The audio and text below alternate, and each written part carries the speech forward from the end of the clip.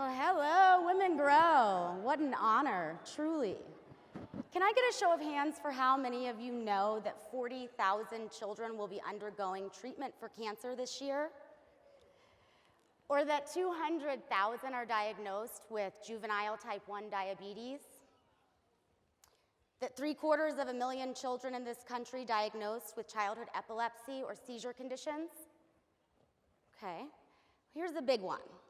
How many of you know that over 50% of the children in this country are diagnosed with a mental illness or disorder?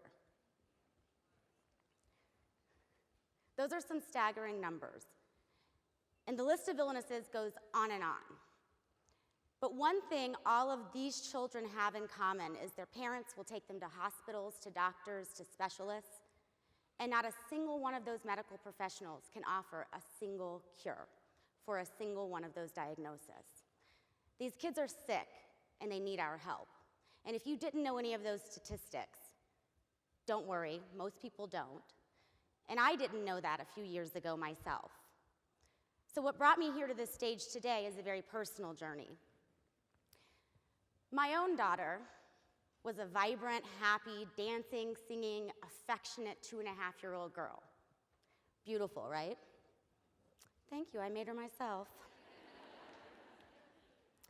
And all of that was gone in an instant, and our lives changed forever, literally overnight. When a couple of days of flu-like symptoms and a trip to the emergency room, 2 ambulance rides, and 3 hospitals later, she was diagnosed at 2.5 years old with an aggressive form of brain cancer. The first week of diagnosis, she was taken into an emergency surgery to remove what parts of the tumor they could reach. She was not supposed to make it through that surgery. So the fact that she came out of that surgery alive far overshadowed the fact that she came out paralyzed, unable to eat, walk, or talk. She lost her childhood overnight to this disease. But what we would soon find is the nightmare had only begun for her. A couple of weeks of recovery from this surgery in the hospital, we loaded up and went to St. Jude. The rarity of her diagnosis led her into a research protocol in Memphis, Tennessee. The first week there, she stopped breathing more than once. And after some very gruesome, difficult, and prolonged resuscitations, taken into another emergency surgery to relieve pressure on her brain. While still intubated with tubes down her throat, she was started on chemotherapy, one of the only 3 legal options in this country for cancer diagnosis: surgery, radiation, and chemo. High-dose methotrexate was the first drug she received, and that was just the first drug of dozens. That caused canker-like sores from the tips of her lips throughout her mouth, down her throat, and her entire GI tract. She woke up from that surgery in this nightmare, totally unaware of what she did to be being punished like this, with boards holding her arms down and tubes down her throat. And still, our nightmare had just begun. The more drugs they pumped in, the worse the side effects. Her urine was laced with chemo. She had open wounds. She had constant symptoms and side effects, including the normal nausea and vomiting that everybody knows that comes along with chemo. I looked into anything and everything I could do to help my daughter because her prognosis was grim, and I knew that if I did not do something, not just the disease, but the treatment was going to kill her. I looked into the ketogenic diet, but they don't allow diets for pediatric oncology patients. I looked into graviola. There's hundreds of breeds of that plant. Only one of them shows potential to kill cancer cells, and it's neurotoxic. Time and time again, what I found was cannabis was safe and effective for all of these symptoms and side effects, and also showed promise as a chemotherapy agent because it killed cancer cells.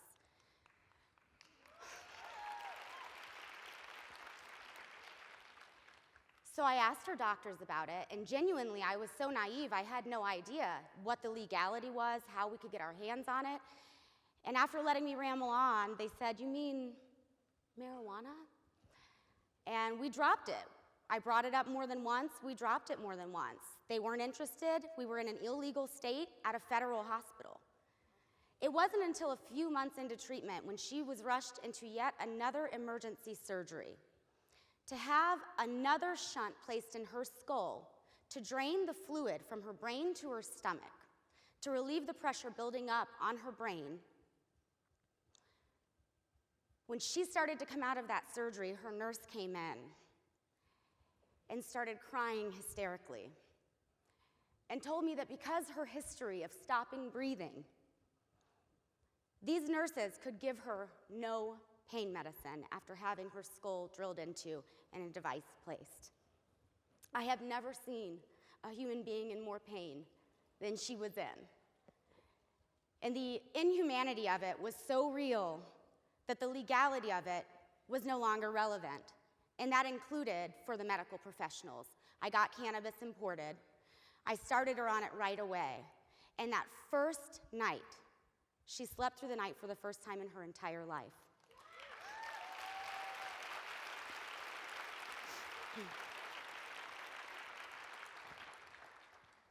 She woke up hungry and thirsty. She no longer needed IV nutrition. She was no longer in chronic pain. She stopped vomiting profusely. Literally, it was a miracle right before my eyes. Most importantly, she was smiling. She was happy. She was no longer at risk for a feeding tube and was doing so well within 1 month, and you can't make this stuff up, that they allowed us to leave to Colorado.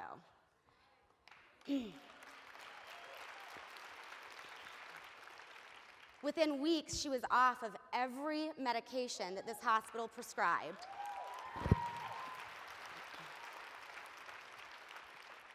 She was off of 2 pain medications, 3 antiemetics for nausea and vomiting that didn't work, 2 appetite stimulants that never worked. They canceled her for being seen for a feeding tube.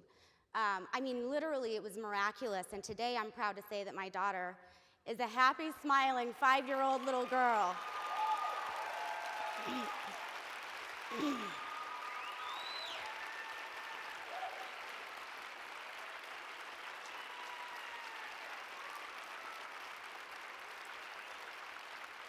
I'm proud to say that I was a part of this. But more importantly, something I learned is that I lead her team of medical professionals. They went to school and they're the specialists, and when she needs to be resuscitated, they are there, and I appreciate them for it. But as mothers in our own homes, we are responsible for ourselves and our children all day, every day. We make sure they don't run with scissors. We make sure they're not playing with knives. We make sure they eat right and sleep right. But as soon as we leave our homes, it's as if this subconscious feeling that we shouldn't question authority kicks in. And even though we're in charge of their health care, we really just take them to the doctor, get a diagnosis, take their prescription to the pharmacy and fill it. I know firsthand that my daughter would be dead today if I did not question authority. Before she was diagnosed, she had never slept for more than 2 hours in her entire life at one time, and her doctor wanted to diagnose her with ADHD at 2 years old and prescribe her a psychotropic psychiatric medication. I knew that was wrong. So I waited for the clinic to close on a Friday night where they couldn't send me back to the pediatrician. I took her into the emergency room, and I told them that she was having seizures because they have to do a CAT scan if you do that. And sure enough, they did, and she was diagnosed. When we went to St. Jude and her doctor didn't want to talk to me about cannabis, she saw the results with her own eyes. I started her with no support from a medical team, on my own.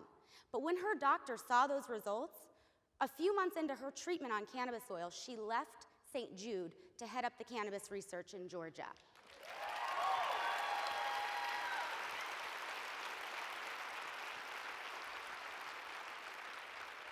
So really, if I leave you with nothing else, it is to always question authority, to be empowered, to ask questions, be educated. Ladies, let's grow.